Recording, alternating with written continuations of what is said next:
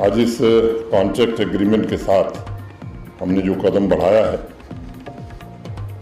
देखने में साधारण लगती है, लेकिन मैं इसे असाधारण उपलब्धि मानता हूं। 3 जनवरी को एमओयू साइन हुआ था, कंपनी बन गई, कॉन्ट्रैक्ट अवार्ड हो गया और मुझे लगता है कि अब काम शुरू हो गया।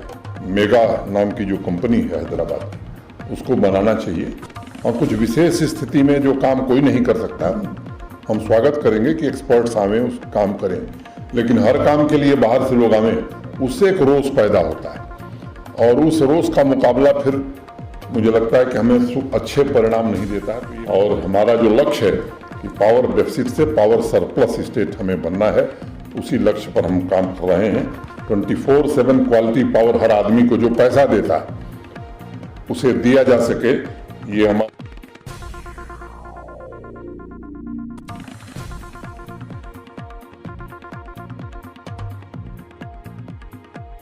हमारे मित्र और आरएचपीसीएल के चेयरमैन श्रीमान आईडी दयाल साहब,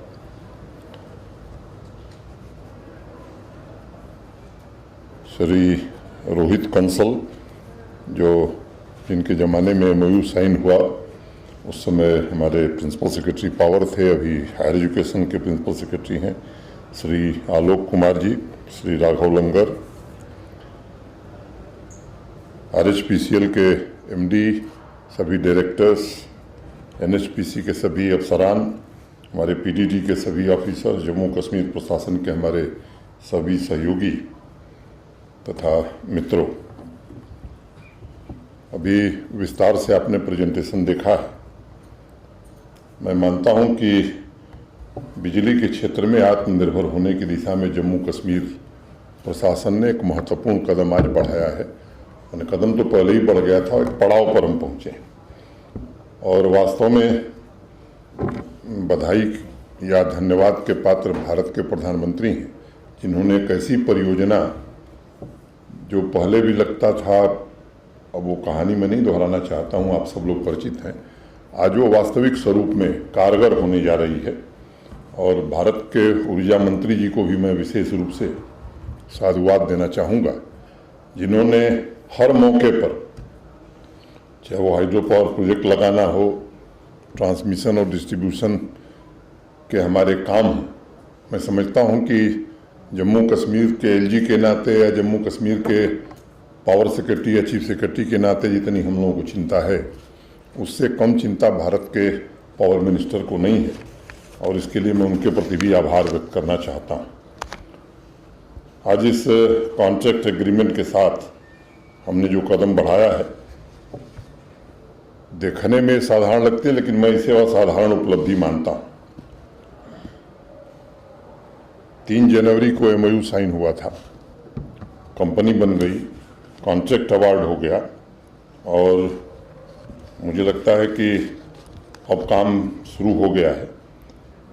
जैसा बताया गया कि कैबिनेट ने जो मंजूरी दी थी वो 60 महीने माने 5 साल की थी, मैंने मोटे तौर पर अब 4 साल बचा है आपको काम पूरा करने के लिए। जो धन की मंजूरी कैबिनेट ने दी थी उससे कम में टेंडर हुआ है। 2-3 बात मैं निवेदन के तौर पर कहना चाहूँगा कि एक तो स्थानीय लोग जो वहाँ के हैं, तो हमारा जो सामाजिक उत्तरदायित्व है, मेरा आपसे निवेदन होगा, आग्रह होगा कि उसका संवेदनशील ढंग से अगर हम पालन करेंगे तो प्रशासन तो आपके साथ खड़ा ही रहेगा, स्थानीय लोग भी खड़े रहेंगे। दूसरा, सामान्यतः जो अनुभव में मैंने देखा है, स्किल के नाम पर स्थानीय लोगों को बाहर कर दिया जाता है।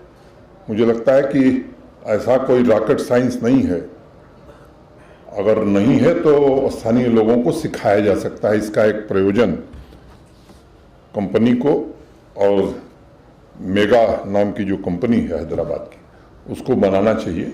और कुछ विशेष स्थिति में जो काम कोई नहीं कर सकता, हम स्वागत करेंगे कि एक्सपर्ट्स आवें, उस काम करें, लेकिन हर काम के लिए बाहर से लोग आवें, उससे एक रोष पैदा होता है और उस रोष का मुकाबला फिर मुझे लगता है कि हमें अच्छे परिणाम नहीं देता है। तो ये मेरा आग्रह होगा, जो लोग प्रभावित होंगे उनके पुनर्वास की अच्छी व्यवस्था संवेदनशील ढंग से करना, और हम क्या कर सकते हैं वहाँ शिक्षा के क्षेत्र में, स्वास्थ्य के क्षेत्र में, ताकि ये गुडविल हमारी समाज में जब बनती है तो मुझे लगता है कि काम हमारा और तेज गति से होता है।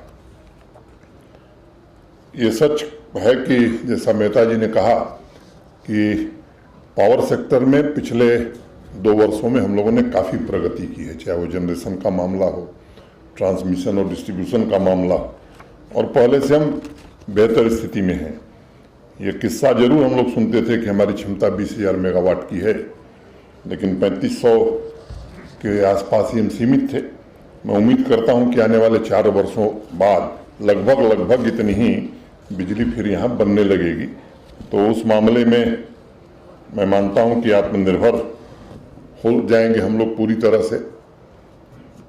ट्रांसमिशन और डिस्ट्रीब्यूशन कैपेसिटी के बारे में मैं विस्तार में नहीं जाना चाहता हूं, लेकिन काफ़ी काम इधर हुआ है, और चाहे वो जम्मू का क्षेत्र हो चाहे कश्मीर का क्षेत्र हो। और अब मैं कह सकता हूं कि शहर और ग्रामीण क्षेत्रों में बिजली देने की स्थिति में बेहतर स्थिति में हम खड़े हो गए हैं। अभी एक योजना हम लोगों ने शुरू की है कि 100% मीटरिंग वाले जो फीडर होंगे वहाँ बिजली में कोई कटौती नहीं होगी। अभी 4 फीडर जम्मू शहर में बन पाए हैं। मैं उम्मीद करता हूं कि शीघ्र ही वो 4 से 8 होंगे।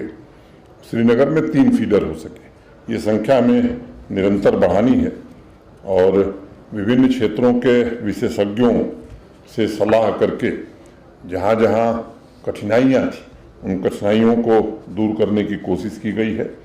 और आज हमारा पूरा पीडीडी डिपार्टमेंट आत्मविश्वास से भरा हुआ है। मैं कहूँ कि एक बड़ी उपलब्धि हमें आने वाले दिनों में हासिल होने वाली है। वो जो सोलर पावर का जनरेशन लद्दाख में हो रहा है, भारत सरकार ने पहले सोचा था कि जो ट्रांसमिशन लाइन बनेगी वो कश्मीर और जम्मू होते हुए नहीं जाएगी।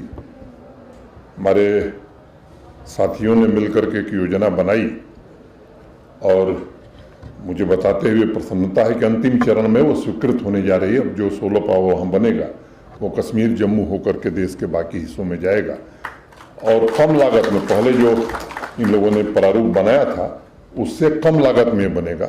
मैं समझता हूँ कि वो हमारे लिए बहुत ही अच्छी स्थिति होगी जम्मू कश्मीर के लोगों के लिए। मैं बयान रोज पढ़ता रहता हूँ, जब भी बिजली की कटौती होती है तो मेरी एक कठिनाई है कि हर अखबार पढ़ता हूँ, और जम्मू और श्रीनगर से प्रकाशित होने वाला तो वो चिरकुट अखबार भी पढ़ता हूँ जो केवल 10 कॉपी छपता है। कभी रोहित कंसल ने मुझे कहा कि साहब ये केवल 10 कॉपी छापता है हमारे दफ्तर में देने के लिए, तो उसे तो लोग बयान देते हैं साहब बिजली की हालत बड़ी ख़राब है। जिनके कंधों पर ये जिम्मेदारी थी, मैं समझता हूँ कि वही लोग आज सबसे आगे। लेकिन मैं किसी को दोष नहीं देना चाहता हूँ, मैं ये ज़रूर कहना चाहता हूँ कि 2 वर्षों में पावर सेक्टर में काफ़ी काम हुए हैं। मैं उन कामों को गिनाना नहीं चाहता हूँ। काफ़ी बेहतर स्थिति में हम लोग रहेंगे, और हमारी कैपेसिटी बढ़ी है। पिछले साल 231.5 MVA हमने बढ़ाई थी, पिछले 3-4 महीनों में 601.5 MVA उसको कर दिया गया है।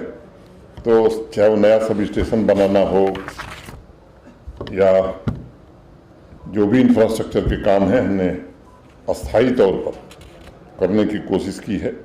और एक बात मुझे और बताना है कि देश के जो डेवलप्ड स्टेट्स हैं, क्योंकि अखबार में जो बयान आते हैं, कल किसी का बयान में पढ़ रहा था, आंध्र प्रदेश जैसे राज्य में जहाँ से आए हैं अभी मेगा वाले, वहाँ इंडस्ट्री को 50% बिजली सप्लाई की जा रही है।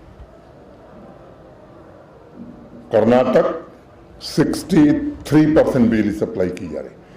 और मैं बहुत जिम्मेदारी से बात कर रहा हूँ, आप लोग सब लोग पावर सेक्टर से जुड़े हैं। देश के किसी राज्य से, मैं किसी एक की बात नहीं कर रहा हूँ, जो डेवलप्ड उनसे ज़्यादा हम बिजली इंडस्ट्री को आज दे रहे हैं। ये जम्मू कश्मीर देश का शीर्ष स्टेट। ये स्थिति काफ़ी बदली है। बॉर्डर एरिया के किसान भाई भी बिजली पा सकें, उसमें भी कैपेसिटी एगमेंटेशन हमने किया है।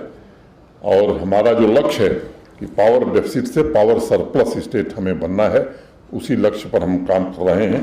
24/7 क्वालिटी पावर हर आदमी को जो पैसा देता है उसे दिया जा सके, ये हमारा दूसरा लक्ष्य है। अब अनेक परियोजनाएं, चाहे वो कृथई 2 हो, सावलकोट हो, दुल्हस्ती 2 हो, उरी 2 हो, ये सब NHPC के साथ मिलकर के हम पूरा करने वाले हैं और हम चाहते हैं कि ये काम समय सीमा के भीतर पूरा किया जाए। NHPC, मुझे याद है जब हम लोग देश की संसद में आए थे, मैं पावर की स्टैंडिंग कमेटी में कई साल रहा। एक समय था इस देश में जब लगता था हाइड्रो पावर प्रोजेक्ट्स लगेंगे ही नहीं, कहीं पर्यावरण बचाने वाले लोग कूदते थे। अब उन लोगों का नाम लेना ठीक नहीं है। एक फिजा बन गई थी पूरे देश में। लेकिन NHPC एक ऐसी ऑर्गेनाइजेशन है हमारे देश की जिसने देश के लोगों में ये विश्वास पैदा किया कि नहीं, हाइड्रो पावर प्रोजेक्ट समय सीमा के भीतर लग सकती है और दुनिया के किसी देश में जिस तरह से बढ़िया चलती है वैसे हिंदुस्तान में भी चल सकती है। NHPC को श्रेय जाता है। मैं फिर से एक बार आप सबको धन्यवाद देता हूं, आप सबको बधाई भी देता हूं और जम्मू कश्मीर के नागरिकों को भरोसा देना चाहता हूं कि प्रशासन बिजली की आपकी समस्या का स्थायी समाधान हो, ये लक्ष्य लेकर के काम कर रहा है। समयबद्ध तरीके से प्रोजेक्ट्स को पूरा भी किया जा रहा है और जो जो आवश्यकताएं हैं उन्हें आने वाले समय में हम जरूर पूरा करेंगे। बहुत बहुत धन्यवाद। नमस्कार।